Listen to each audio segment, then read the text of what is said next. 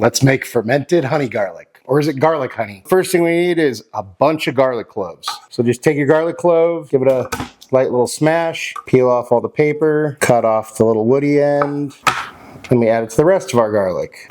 Now we take a mason jar, pour all of our garlic in there. Then we take some honey and we pour in enough to cover the garlic. The garlic's going to infuse the honey. The honey's going to ferment the garlic and kind of turn it into a sweeter, more kind of tender garlic. Both of these have like a ton of health benefits, especially on like, if you're looking for immunity. So you could take some of this once it's kind of done, put some of this in your tea. You could use it, you could use it in sauces. You could pretty much use it for anything. And once your garlic is all covered with the honey, you want to put your lid on. You'll notice even after the first day or two, the consistency is going to change a lot. Keep the lid on loose. You don't need to store it in the fridge. Just put it in a cabinet, whatever. You can start eating this as soon as you want. It's just going to get better and better and better with time. So that's why I recommend making a lot at one time. And there you go. There's our fermented garlic honey.